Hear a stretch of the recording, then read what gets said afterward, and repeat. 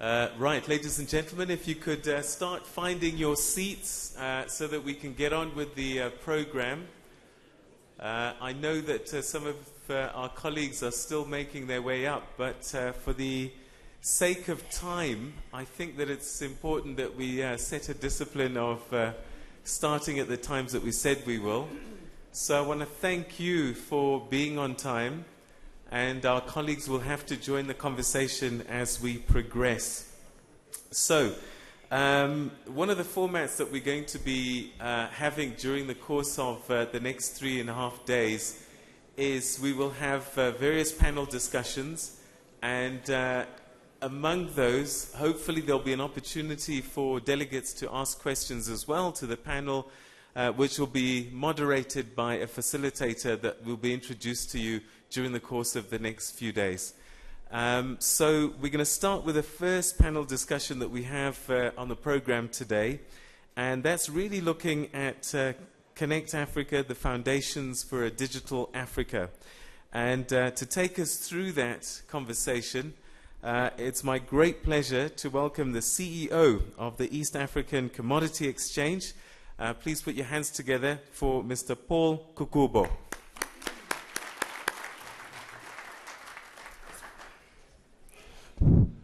Thank you very much, Mr. Ndoro. Honorable ministers, government leaders, members of the diplomatic corps, private sector leaders, anyone from the development partner community, colleagues, friends, welcome. Special recognition to the organizers, the Rwanda Development Board, and the ITU, and the government of Rwanda. Now, this panel is very eminent, and I want to appreciate them. And I will not take away the time by introducing them. I think they will introduce themselves. But I want to talk through the rules of our panel.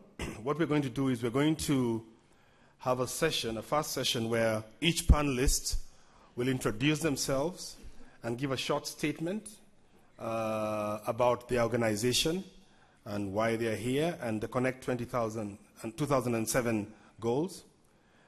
From the way they see it, we want it to be very relaxed. That's why the format has been chosen. And then after that, I'll go around and take all my panelists through a round of questions. Just to introduce myself, my name is Paul Kukubo.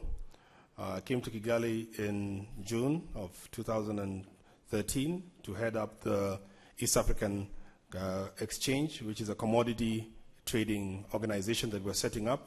And we're also a beneficiary of Rwanda's environment of ICT that allows trading to be enabled using technology. So we are a technology-enabled trading platform and sort of farming and trading support organization. So we enable farmers to connect to markets through technology. So we ourselves are a testimony of the changes that have happened since 2007 in this part of the world. So without further ado, I'll start off in this order. I think the first set of questions, I'll go in this order and then come back this way. So may I ask all my panelists to, because of time, maybe the first round of questions, the first statement, can you take maybe a minute and a half to introduce yourself and make a statement with respect to the theme that we have today? Thank you. Thank you, Mr. Chairman. My name is Jim Garrett. I'm the Dean of the College of Engineering at Carnegie Mellon University in Pittsburgh, Pennsylvania, in the United States. In addressing the goal of Connect Africa 2007, Rwanda had spearheaded the creation of a regional ICT center of excellence. And we were approached by the government of Rwanda strategically to partner with them as an institution that would bring some graduate education in the ICT area to Rwanda. We were approached because Carnegie Mellon is a very highly ranked university and college of engineering, known as a thought leader in engineering, education, and in research. So on September 6, 2011, we had a ceremony in which we celebrated our partnership, in which my president and provost were in attendance, as well as President Kagame. Our mission of this university program that we're offering is to have Masters of Science in Information Technology and a Masters of Science in Electrical and Computer Engineering provided in a first-of-its-kind program in East Africa, where we are a research university with actual faculty and staff resident here, as well as the students being resident here in Kigali. Our goal is to transform or help to transform the landscape of higher education in Africa, to improve the quality of the ICT workforce, and to create Africa's next generation of technology leaders and innovators.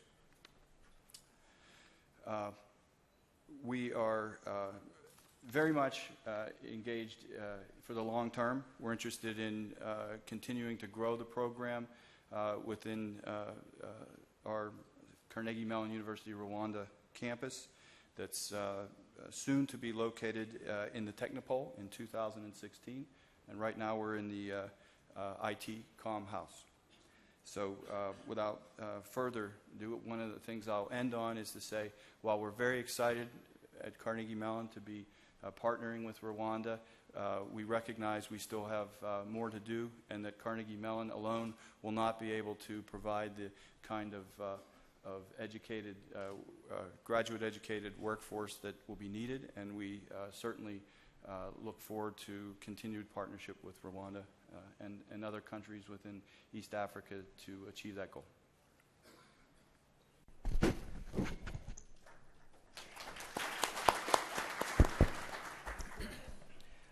Thank you very much. My name is Andrew Rugege. I'm the ITU Regional Director for Africa. And let me say how wonderful it is to be back home in this country.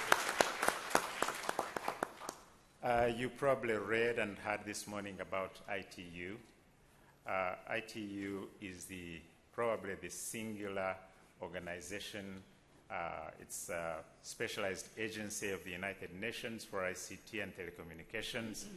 It is the singular agency that has a membership of member states, private sector, and academia that meet in the same room and agree on the future of ICTs and telecommunications. Going back to the theme that we are considering, I think what Connect Africa gave us between 2007 and now is building or enabling the building of infrastructure, creating physical connections between countries, between cities, creating an enabling environment, including reforms of legal and regulatory frameworks, and accelerating the use of ICTs, particularly in the rural areas. I sit in a very privileged position between policymakers, implementers, private sector, researchers, and I'm privileged to have a bird's eye view of what Connect Africa has been able to do. And I think we have had an excellent run in the last 6 years. But I would say, like in a marathon, we are probably taking a breather, taking on some fresh water, and preparing to run again. Because the future delivered today is something that we in Africa need to take and run with. We'll probably have an opportunity to talk about what our organizations are doing or what we are passionate about. But let me say, to start with, a lot has been given about the statistics of the infrastructure that has been built, of applications that have been built to ride on top of that infrastructure. A lot has been said about the penetration, mobile penetration. So I would like to take it a little bit further and say how do we get the biggest bang for our money that we have invested. So let me stop here for now. Thank you.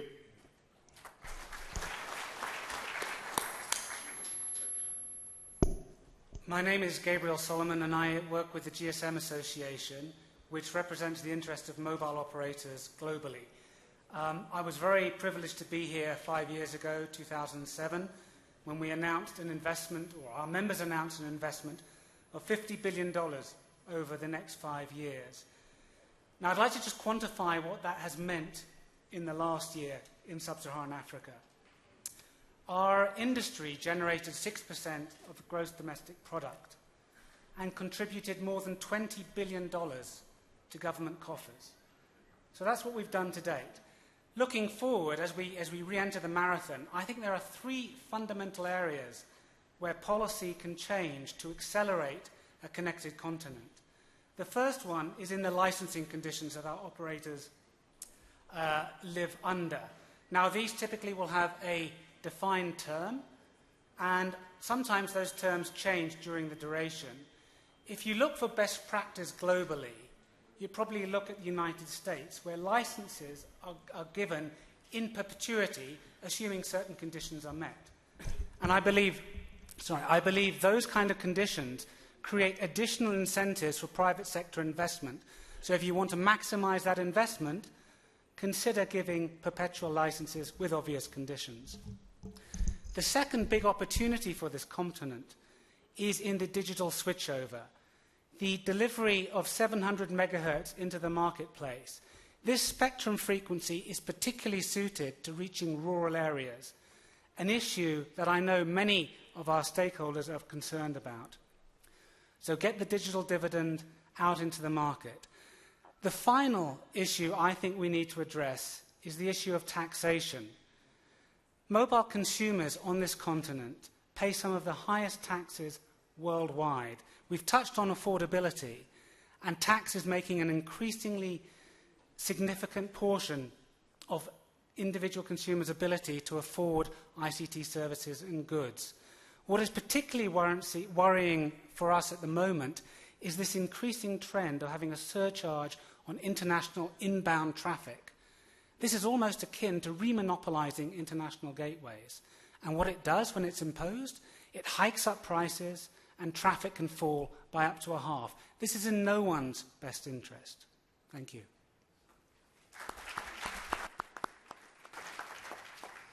So my name is Christian de Faria. I didn't have the pleasure to be around 5 years ago. I've been wearing for 7 years a yellow T-shirt. I was working for MTN group, and I decided to move my T-shirt from yellow to red, and now I have been appointed a few weeks ago as CEO for Airtel Africa, and I hope the change of color will be a nice one. Yeah? Look, I'm very pleased to be around, and when I look at what has been done since 2007 until now, I am very pleased about the progress, especially in the rural area. I also think that the private partnership model that have been encouraged in many countries, and especially in Rwanda, is working properly. But I do believe also that the regulatory framework should accompany closer or be closer to the operator, make sure that the user, the tax that we are paying, for development of rural area, that there is a mechanism to make sure that we can develop even further in the rural area. I also support your call because, we tend to be a cash cow, I'm not like some operator who says they are the biggest taxpayer in the country, because I'm not. But by saying this one, if you want the taxman to have a tendency, to think, that our treasury and our bank account are limitless, yeah.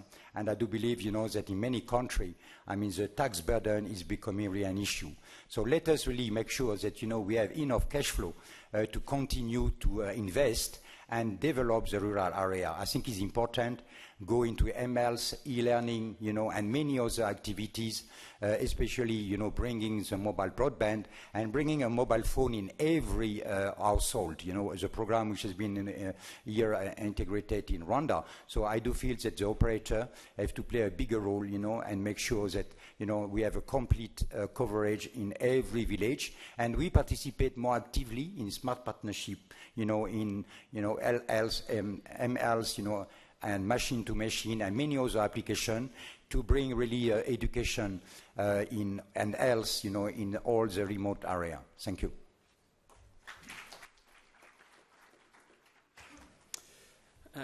Good afternoon. My name's Nick Williams. I'm responsible for ICT at the African Development Bank, and you've already heard extensively from the African Development Bank this morning, so I won't take up too much time. Many of you will be familiar with the organisation. We're Africa's bank, if you like. We're owned by the 54 countries of Africa, plus we have non-regional shareholders as well. We're active across a range of sectors, including ICT, obviously. And within that ICT sector, we're responsive to what governments, our shareholders, want. We react to what they want, help them to formulate their ideas, and bring them, if you like, to market. And that's across a range of areas, be it from infrastructure build to capacity building, technical assistance on specific policy areas, to applications and how we use applications. I think going forward, I see us really playing three important roles. One is obviously that finance piece. I think for all that the private sector's put in a lot of money, to expect them to continue to put in significant amounts of money in competitive markets, whereas they say that there's pressures on them, be it from taxation, be it just from their own competitors. Margins are under pressure, and if we want to see increased infrastructure as we move to things like LTE, as we round out broadband access to the regions, to the rural areas, financing is an issue, and that might require public support.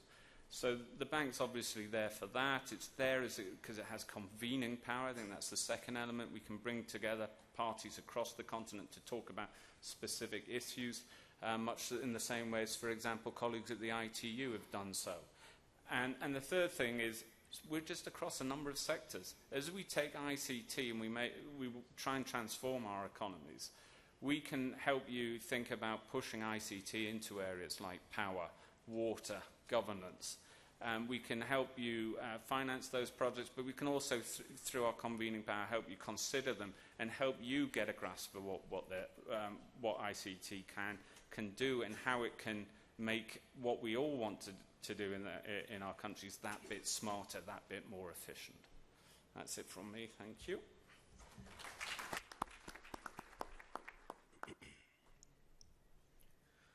Good afternoon. I'm Nick Rudnick, the CEO of Liquid Telecom. I have to say this is the first ICT conference that I've ever been to that I haven't heard a single mobile phone ring all day. Although I have seen a number of people reaching into their pockets trying to find it. A few weeks ago, I met with a head of state in one of the countries in which we operate. And I asked him what we could do to support their e-governance initiative. And he turned to me and he said, e-governance, we're struggling to do p-governance. And there was a few moments of silence, and I was trying to decide whether I should admit my ignorance and say that I had no idea what p-governance was. And he said to me, it's paper governance. And I think that shows the challenge that we face as an industry, is not only to promote and put technology into the hands of people in the countries in which we operate and to promote e-governance, but effectively to make technology work for people, to make it work in a place where governance potentially hasn't been as efficient as it could be before, to allow commerce to become more efficient than it has been before. At Liquid Telecom, we've been building a fiber network, which is now the largest Pan-African fiber network connecting more countries than any other network. It is a wholesale open access network, and its main aim is to connect countries across the region and across Africa on a seamless single network, allowing people to communicate, but also to connect from one office to another without moving off a single secure and reliable network. We're continuing our investment, not only extending to new countries, but also primarily now investing in last mile fiber access. Main fiber routes are in, metro rings are in, and we're now focusing in many instances in collaboration with our colleagues in the mobile sector to bring fiber to people's businesses and to people's houses.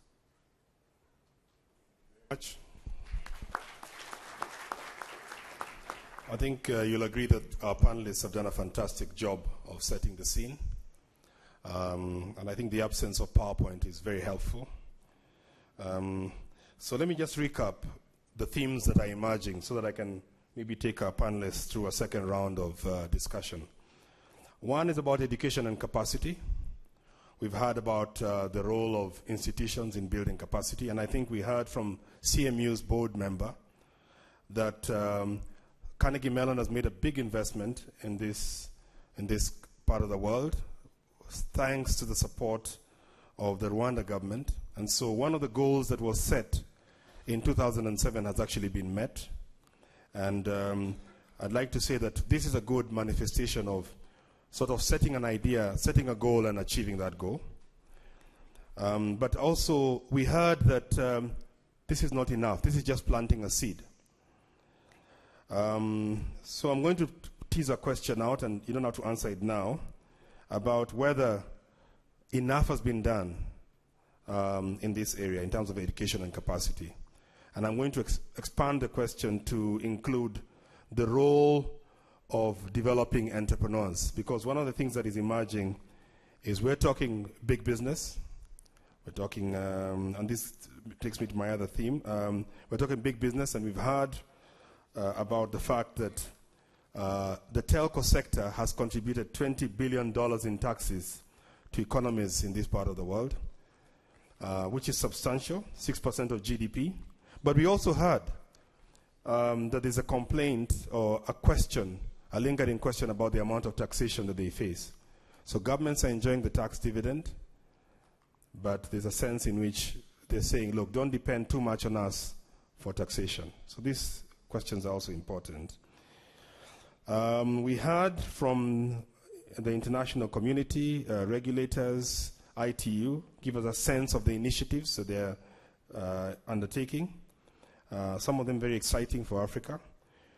We also heard from the Development Bank on their role in stimulating this sector, and the fact that they are one of the biggest funders of ICT across Africa, which is great, because the role of capital cannot be overstated. So my questions to the panelists, rather the big themes that I want the panelists to talk through are education and capacity. Are we building the right skills? And we don't want to talk in general terms, talk in very specific terms across Africa from your experience. Are we building people who will build the next generation of companies? Or are we going to rely largely on a model that imports foreign companies into Africa? So that's a question. The second one, and this is taking on, I think, this question is drawn from a comment that was made by the CEO of the Development Board earlier today about the quality of labor we're developing. The second area that I want the panelists to talk to is infrastructure. How much is enough? The third one is the public sector. The public sector is the governor, provides the regulatory environment, and also on its own is a big utilizer of ICT. So how much utilization has there been of ICT by governments, and has it been successful? Are the models of e-government successful? The fourth one is about digital inclusion, which is basically access and affordability. We all talk about these issues. The fact that there's a mobile connection in a village, is that enough to get the villager to use it? Is that enough to get the citizen to use it? We heard from infrastructure providers here about building large networks across Africa. What is your responsibility in building usage for those networks? Just because the infrastructure is there, does it mean people are going to use it? And the fifth one I want to introduce, and maybe don't talk about it now because we have a different panel, is just this whole notion of data and what we're doing as far as creating an intelligent society. One of the things that was mentioned in 2007 in the goals was there was a use of the word knowledge economy, and I haven't had it mentioned today. And we can't have an ICT seminar without the use of the word knowledge economy. So maybe you want to talk about that as well. So I'm going to start off at the end, coming back this way. And what we're going to do in terms of format, speak to any issue in general terms. I mean, any general issue in specific terms, sorry. But keep your subject to, I mean, keep your conversation, your speech, if I can call it that, to about 2 minutes. So we have enough time, because we're going to ask panelists to also, I mean, the audience to also respond to these questions. So any of the issues that I've mentioned about. Well, talking of a knowledge economy, the amount of digital data in the world today, 80% of that digital data has been created or stored in the past 2 years. And that just shows the explosion in the volume of data in the world today. Now, that tidal wave of data is yet to hit Africa, but it is true of the developed world that 80% of digital data has emerged in the past 2 years. And that is a small taste of what is going to come and be available online in subsequent years. For me, bringing that data to Africa and having Africa create its own data and content is all about entrepreneurship. It's about having people interested in technology, knowledgeable in technology, and creating the content that is being used in Africa here. At the moment, by our measurements on our network, less than 5% of content that is accessed over the internet is being generated within Africa itself. In some countries, it is less than 1%. In fact, it pretty much is just emails only. So I think that is the big challenge going forward. It is about education, but it is also about e-learning, encouraging children to adopt and use technology from an early age. It's about making technology affordable and making sure that the speeds of internet and data usage that we have is fast enough to allow the internet to be used for what it is really intended. Thank you. I'd like to address inclusion, in terms of digital inclusion. I have a bugbear, and that is about this predilection for saying that the smartphone is Africa's answer for access to the internet. I think it is an answer. I think it's a tool. I think it's a great output tool, as are things like iPads. They're great output tools. But financially, they're beyond the means of most people. And most of us in this room, albeit not actually in the room now, this second, have a smartphone. They're probably all lodged somewhere else. But we must recognize that the vast majority of people is beyond their purse. And we need to find a way of seeding devices into the market, not just output devices, as I would call them, like smartphones, but also devices that can be used for input, such as computers particularly. And that's, I think, the big, to my mind, is one of the big financial challenges we have in Africa, is to try and address that usage. To build usage, we have to address the devices market, and that's a big sum of money. That's a big sum of money. I'm interested by things like the one laptop per child in Rwanda. I'm interested about schemes that look at subsidizing devices and giving loans to, for example, students or to nurses and the like, so that we're seeding devices into specific markets, if you like, where we can make the most use, get the most bang for our buck, as a means of then developing a broader access to devices.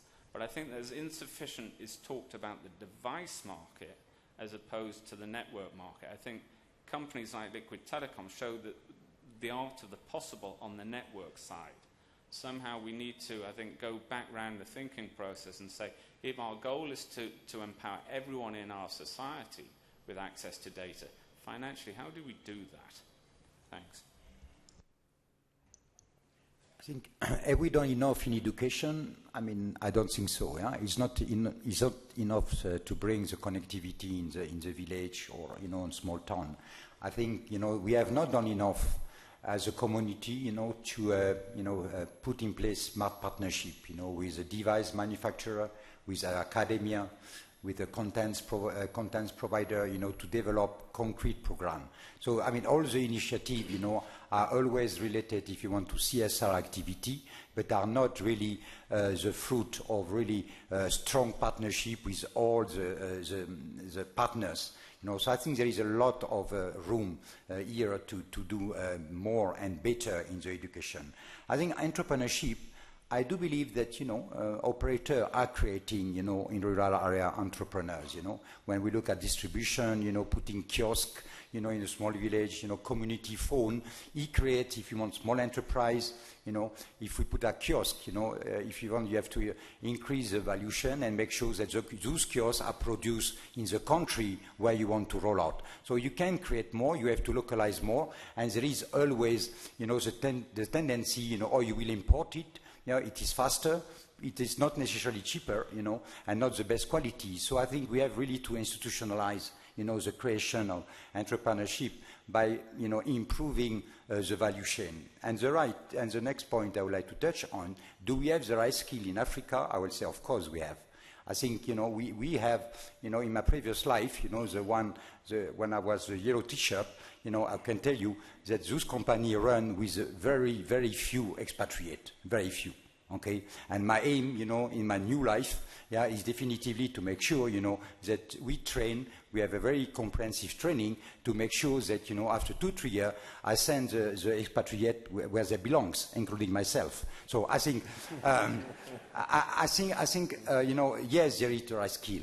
Yeah, there is a training, so every operator must be encouraged. And there is a lot of partnership also with the government, who can also help the enterprise, to put in place, co-financing, with academia on training. So I do believe skills are there. Of course, they are taken, by the big boys, the big and ugly, not by the small and beautiful like us, So I think, there is talent. But definitively, we have to do more, and systematic training, is something that we need to institutionalize. So overall, I do believe that the quality of labor and doing business in Africa is not as different as doing business in other continents, While the conditions are sometimes different, from the infrastructure, but definitively with the support, of the government and regulator, we are getting there. I mean, when you look at what has been done in the last 10 years in Africa, it is phenomenal. So I do believe, going forward, we have to continue, to grow this partnership and this development. Thank you. I would definitely echo the very positive tone. I think the international investors see many world-class companies coming out of this continent, and they look at the resource pool of young, ambitious entrepreneurs who can either feed into these big entities or go off and spin off some of their own companies. And this is where your growth is being generated. Growth levels on the African continent are the envy of most other regions. So long may this continue. In terms of leveraging digital infrastructure, I think the point about government perhaps taking a more holistic view as to what different ministries can do with ICT, I think is very important, and very seldom do I hear governments doing this. A ministry taking the lead, perhaps the ICT ministry, and setting KPIs for other ministries, the health ministry, the education ministry, or others. Not only would this save governments a lot of money and also enfranchise more people in the digital world, but also I think it heralds the beginning of a digital revolution. It's got to start there.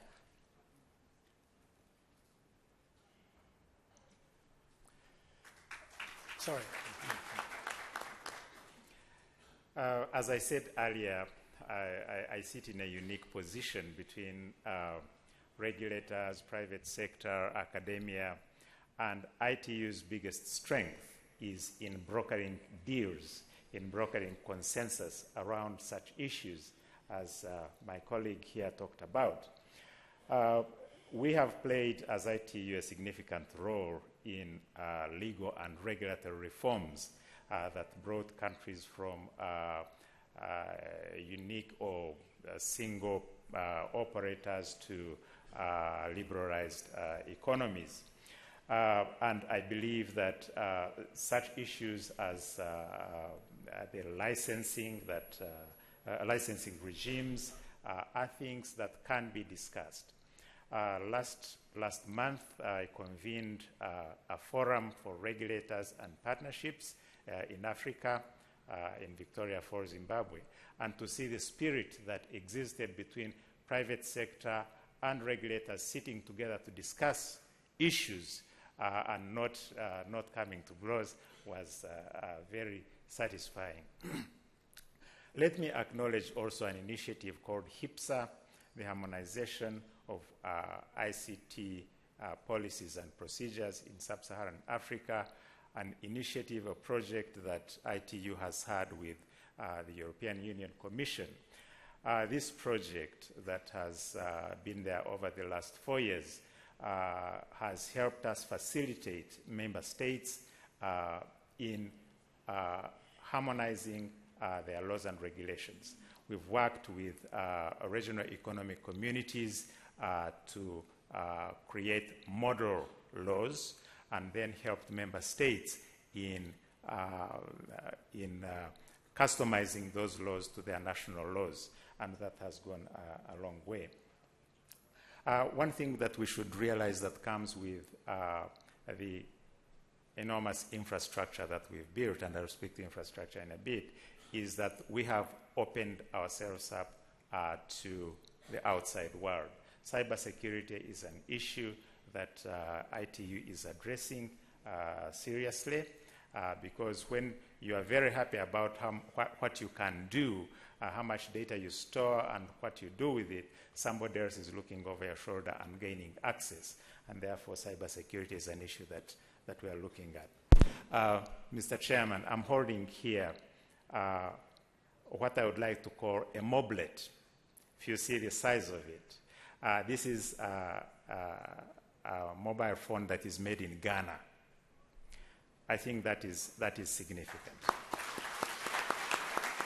It is a smartphone, and the reason I'm talking about it is I would like your permission, Mr. Chairman, to reverse your question about whether we have enough infrastructure and ask whether we are doing enough with the infrastructure that we have in place.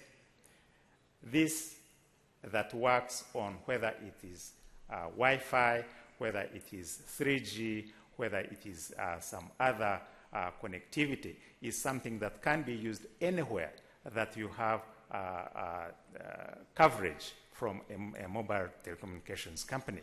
And therefore, whether we have enough infrastructure, to me, is not the question, but can we create opportunities such as this to make sure our rural areas can use these devices to enrich their lives?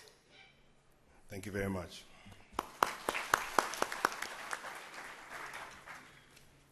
I'd like to address the education question to begin with. As Africa seeks to build this ICT-based knowledge economy, which from what I can see is very much being developed and thriving as I speak, there is a need, though, for a significant increase in the advanced professional skills needed to help continue to build this knowledge economy. And this activity that we have going on, CMU Rwanda, is only going to be able to address a small part of that need. These centers of excellence definitely need more support and engagement from African governments and industries that will partner with these centers of excellence. In order to realize these goals and to be able to bring more students into this type of activity that we're spearheading at Carnegie Mellon, Rwanda, that we need more scholarship support. And so Carnegie Mellon and the government of Rwanda are collaborating in providing some of that scholarship support. And we're also seeking to create a Transform Africa scholarship program that would help more students from across East Africa be able to attend our graduate programs.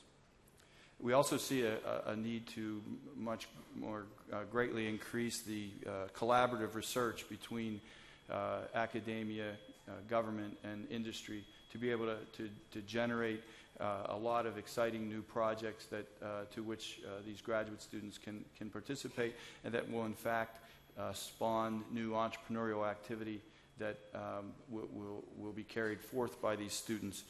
We have several of our students here in the first year of the program that have started companies and are very actively engaged in this knowledge economy. And I'd like to finish by saying that I think I've heard a lot of use of the term infrastructure, and I think the term has predominantly been used to refer to the broadband infrastructure. But I actually think there's a huge opportunity in Africa for new types of companies and exciting new endeavors related to the physical infrastructure that could benefit greatly from the use of information and communication technology to better manage it. If you think about it, there are trillions of dollars of U.S. dollars of money invested in the infrastructure, and ICT could help to greatly improve the construction, management, and operation of that infrastructure, saving large amounts of money. Thank you very much. I think we need to clap for the panelists. Okay, I think we've had a lot of interesting things from extremely clever people. So I want to maybe pose my last set of questions without having to rehash anything that you said. And my question goes like this. You're in a lift in a tall building somewhere. I mean, you're waiting for the lift in the tallest building somewhere. You're out of, maybe somewhere in Rwanda or somewhere. It could be anywhere. It could be in New York. It could be in Nigeria, whatever. You walk into, the lift opens and you find 7 presidents talking about ICT. And they've got no time to listen to very long stories. Then the most forward-looking and aggressive one among them asks you a question, and he asks, what's the one thing that I need to do to get my country, to get Africa to go forward using technology? And you don't have a lot of time to expound. You know, it's infrastructure, capacity, governance. Just tell me one thing. But because there's 7 of you, he's got enough time for, these 7 presidents have enough time for 7 opinions. And it can't be more than 1 sentence. Because once the lift opens, the bodyguards will tell you to get out. So be precise. Give me that one statement. So if you need to think about it, think about it. But it cannot be a phrase or something that you need to expound. You know what I mean is just give me one statement. I know what I would ask. I would ask that the 7 presidents provide the same level of support that President Kagame has provided to ICT education in Africa.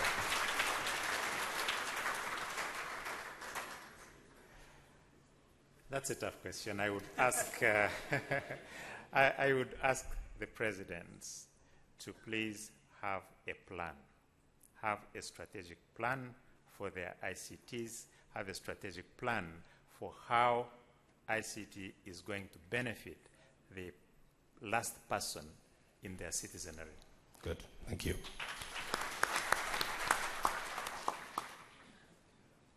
My statement is very simple. It is look at perpetual licensing. get the digital dividend into the market as quickly as possible, and move to a sensible taxation regime. Those are three questions, but I'm going to assume that you talk about governance as an issue, regulatory governance. Okay? I will ask them to put in place a coherent, long-lasting set of policies,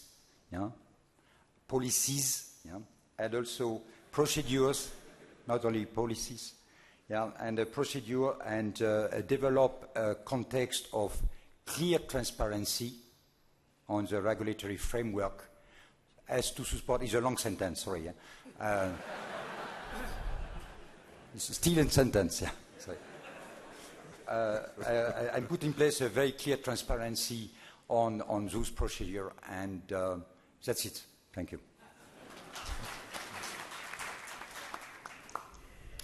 I think I would say take ICT out of the ICT ministry and incentivize all ministers within their portfolios to mainstream ICT and report against targets with the implementation of ICT in things like transport, energy, governance, whatever they're doing, but make it their responsibility.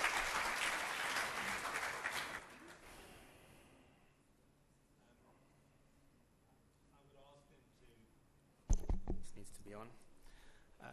I would ask them simply to implement good governance and to effectively keep out the way of private sector investment and infrastructure rollout. Thank you very much. Some of you have done very well with these answers. If the president had to, you talk about yellow T-shirt, red T-shirt, I should have added that you have a T-shirt, and if you don't answer correctly, you lose your T-shirt. So it's up to the audience to decide. I think they've done fantastically. I think the thing that emerges is governance of all the issues that come out. The one thing that presidents can do is just governance, and I think that comes through. And so I'd like now to hand over to you as the audience. We've got maybe about 10 minutes. So what I'd like you to do is to ask questions to the panelists and to try and don't give a speech because then we'll eat into each other's time. So I don't know if there's microphones out there. Yep. So first question. There's one question here. And one question here. I can go forward if you don't mind. Yes, please go ahead. I wanted to ask you, Nick, what is the role of the development bank in catalyzing what you call private equity to ensure that the youth at the bottom can be able to start developing applications and all that?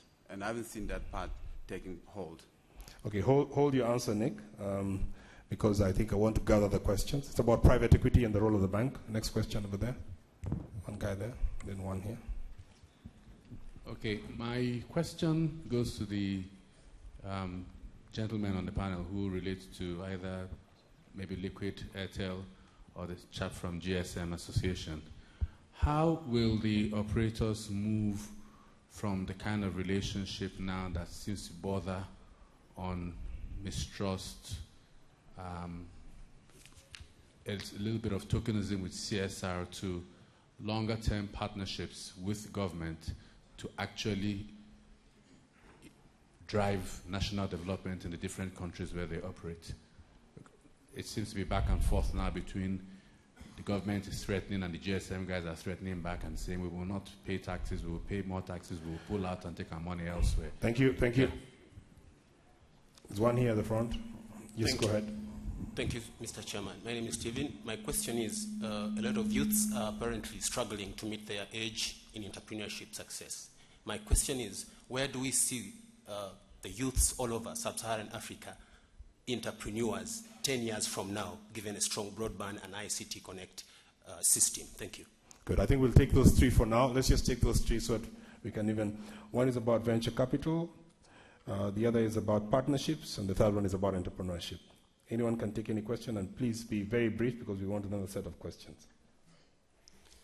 I'll take the venture capital one first, if I may. I mean, the bank does support private sector investment and is willing to listen to any kind of case that comes forward forward, we are thinking in terms of what is our future role in supporting particularly applications development on the continent, and thinking about what partnerships we need to get into to create the right funding mechanisms and the venture capital mechanisms to support that. That's still a work in progress. I'd actually encourage people to talk to us about that. We have our traditional models of funding aren't necessarily that suited to that kind of micro investment. That needs to change, and we're already cognizant of that through our economics department, through our chief economist, and through myself. So work on that. Come to me, give us ideas, but we're trying to fill that void. Anyone else? Perhaps I can just make one comment on capital funding. It's not so much related to venture capital funding, but if one looks at the Silicon Valley model of having small entrepreneurs who then seek seed funding from either venture capital or from larger companies, for me a big impediment with that is one of the new regulations that's come in from COMESA and affects all of the COMESA countries, which is the COMESA Competition Commission, which requires a fairly lengthy approval process for any investment, even in a small company, and requires very substantial fees, normally in the region of about $500,000 for any single investment that is made in a company in the COMESA region. And for me, that alone has effectively put paid to a lot of private sector investment in small startup companies. So I think that there are regulations like that that can be enormously destructive without having that intention. But these kinds of things happen. Good. Thank you. The issue of partnership between private sector and basically the regulator or government, and the relationship of relatively bad blood that exists.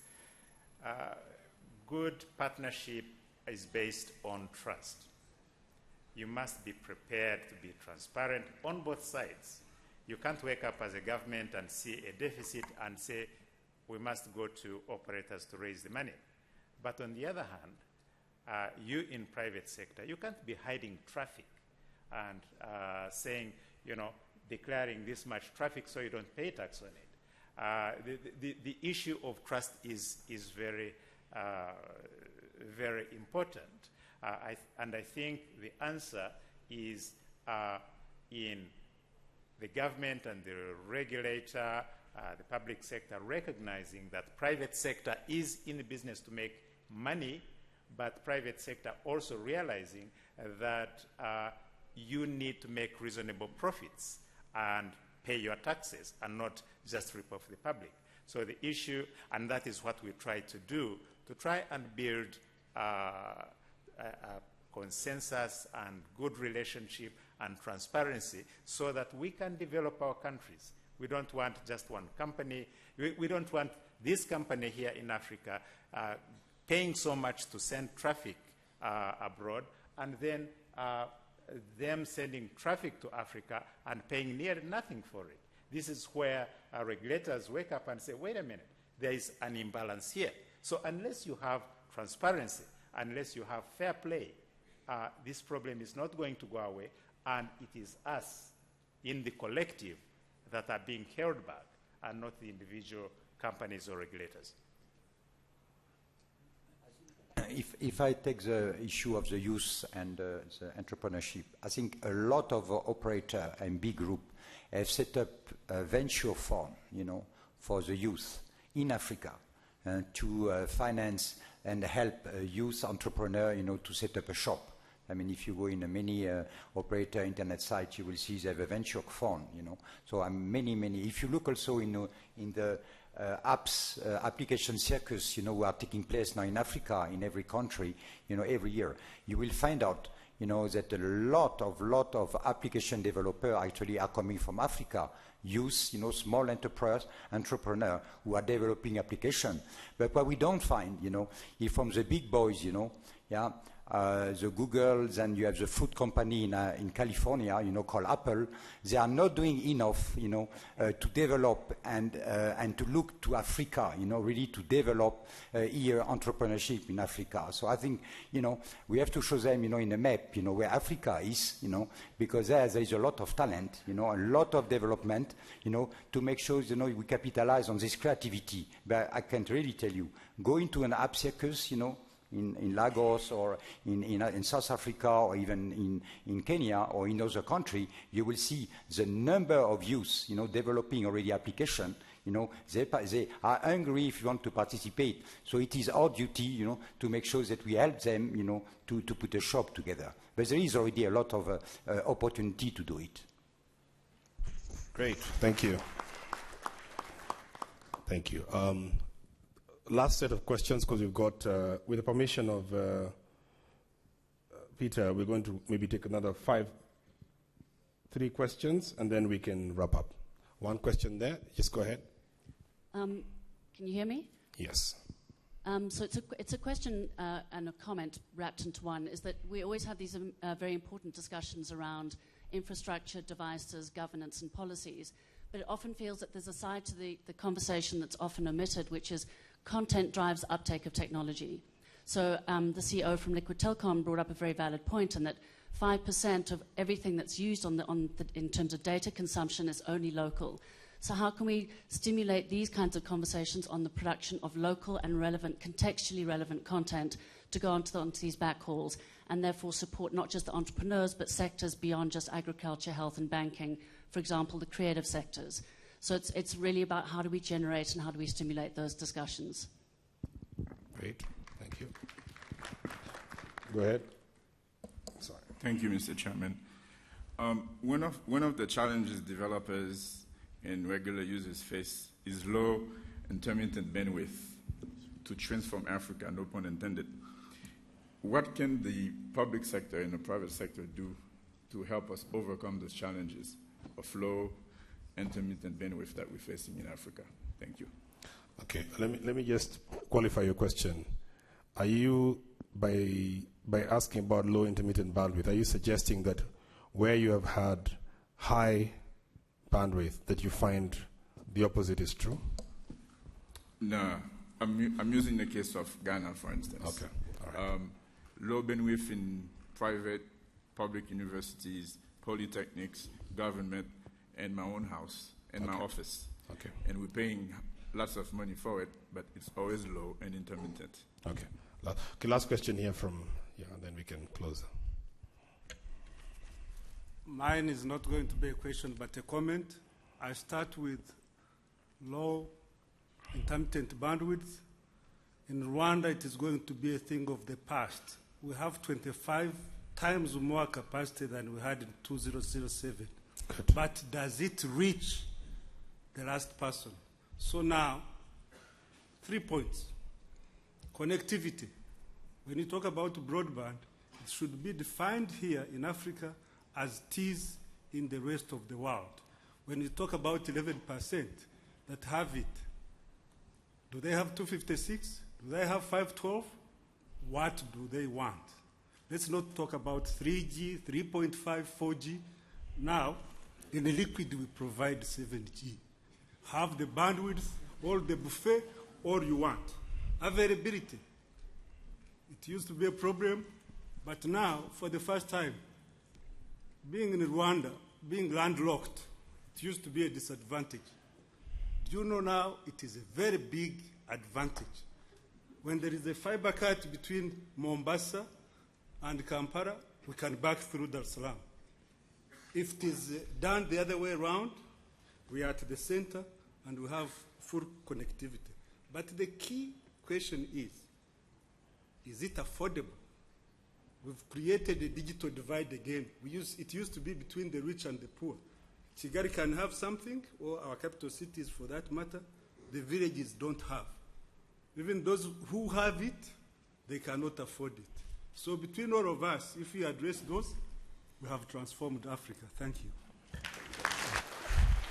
Great. So let's have the panelists take a stab at those questions. Let's keep it brief because we need to conclude. I would like to address the question about how does one create content that reflects the African context.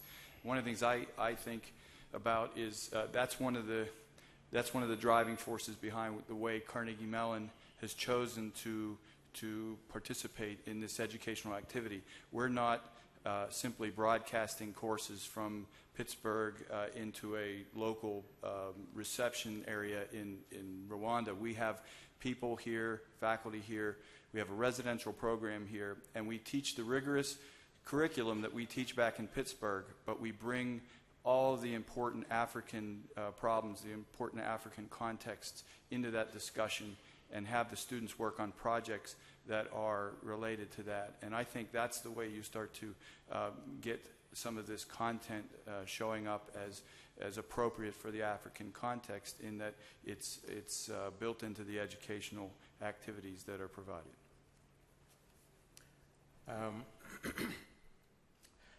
Affordability and intermittent access, those two issues are actually linked. The reason why you have on and off internet is because maybe some fiber gets cut and there is no backup. The reason that there is no backup is because it's so expensive to have a submarine cable and have another submarine cable that is a backup. So this is an issue that collectively countries in Africa need to look at and actually either invest further or speak to those that have invested and show them what the government priorities are. This can be done. Secondly, affordability is linked to usage. When you have a critical mass of users, the more users you have as a supply and demand rule, the more users you have, the cheaper the service becomes. And therefore, I want to link this also to localized content. Localized content will only be possible if you have content and tools, resources available in the languages that people in Africa can understand. The person in the rural area is not going to go to school to learn English well enough to be able to go to the internet and use it. But if we had the internet in a language that they understand, we would then have internet at a price they can afford. Anybody else with a comment? Yeah, I think just a quick comment on content is, I think a good place to start is in the universities. We need to make sure that every university in Africa has got lots of fast, free bandwidth. We also need to ensure that students in those universities have each got their own computer or laptop, which is currently not the case. I think US universities, some of them, face a challenge in keeping their students until they graduate, because during the course of their degrees they are wanting to leave and start their own entrepreneurial companies. And that really has been a hotbed of entrepreneurship in the US. I think in the African context we need to make sure that our universities are very well connected and that the capability to access and use technology is there. Yeah, that's the last, maybe the last two comments. I'll be quick. Just on this point about intermittent bandwidth, I think that there is, it might just be a transitory issue, but there are things that we should be doing in Africa in terms of creating efficient network designs using internet exchange points to reduce the load on the networks and cache local content or cache content locally. In terms of the local content point, I think it also ties back to the affordability point. If we can drive greater number of devices or access into the marketplace, that creates a stimulus, a demand for local content. Obviously, it can work both ways around. Local content also drives demand for the device and the device, but we have to see these things together. And so some activity on one may improve activity on the other. Thank you. One point to add would be That I think a huge driver of affordability is scale. And one way of getting scale is harmonizing across countries, across regions. And one thing you could ask the 7 heads of state tomorrow was to get this digital dividend on a harmonized basis out into the market. You would have had a market of about 150,000 people. That would drive 150 million, consumers. That would drive affordability. Thank you very much. I think that's a good place for us to end. Let me just summarize what we've gotten out of this, and I can't make a good summary of such an eminent panel, but I'll attempt to just talk about 1 or 2 themes that have emerged. One, we've had some new things emerge that weren't there in the 2007 summit, perhaps that we organizers will probably be wanting to pick up. One is the whole area of content. It's a big discussion. The issue of governance has been reiterated. The issue of affordability continues to be an important point. Capacity and skills continues to be an important point. This whole notion of entrepreneurship and building local capacity is very, very important. And I think we'll be wanting to have a strategy as far as that is concerned. And lastly, the whole idea of ICT, not just as a sector on its own, but as an enabler of other sectors. I think it was very well stated that ICT now is not a standalone issue. It's something that cuts across everything that we do.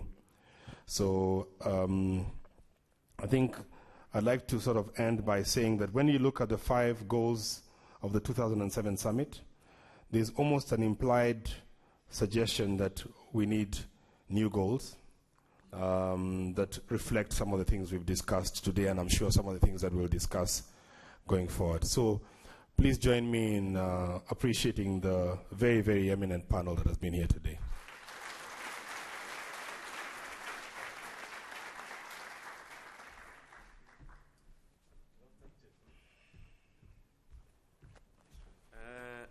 Right, on your behalf, ladies and gentlemen, I'd also like to say thank you very much indeed to Paul Kukubo for being a great moderator in this particular session. Thank you very much indeed, sir. And to our panelists, thank you very much indeed. I think some great thoughts have been shared there, and certainly will stimulate further conversation, because we certainly can't get it all done, unfortunately, with the time that we have available. But we do have a lunch break now. And please carry on talking. There's a lot on our agenda. We have to come up, as you heard from our panelists here, with a new set of goals, a new agenda to take us forward from the goals that were set in 2007. Now, just before I release you, somebody out there is, if you switch on your laptop, you probably can't log in because it's not your laptop. So what's happened is somebody swapped the laptop. They've taken the wrong laptop and left theirs. So if you can't log in, chances are it isn't because you've forgotten your password. You've got the wrong laptop. So there's a guy called Rodney Omari who's got your laptop and would like to do a swap with you. So you give him back you give him back his laptop and he'll give you his. Omari's contact is +254 7200479934. In fact, just to make it easy, if you have got the wrong laptop, come to me and I will find Omari for you, and you guys can live happily ever after together. So find me if you've got the wrong laptop. Now, lunch is served at there's an area beyond the exhibition and the tea area where you had tea earlier. Just walk straight through. There's a gate on the other side, and there's a big, massive tent with a feast for kings waiting for you. So please make your way to lunch there. And I'm grateful to see a lot of these laptops and machines, because as you've realized by now, this is a totally paperless summit. Yeah, everything is online. So if you need to refer to anything, transformafrica.org is the website, and that's where you'll find all the documentation. So you can throw away your pens and all sorts of things like that, and we're saving trees big time.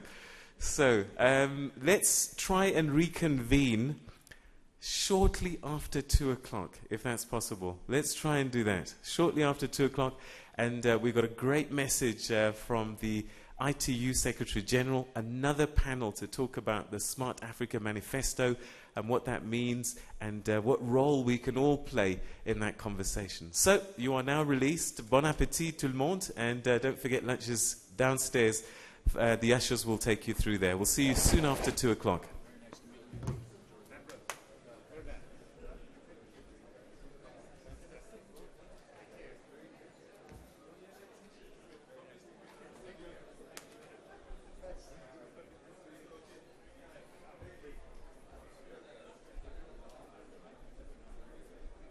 Have you got the wrong laptop? No. Okay. Hi. But I'm on the next panel. Oh, okay. And I think you're moderating.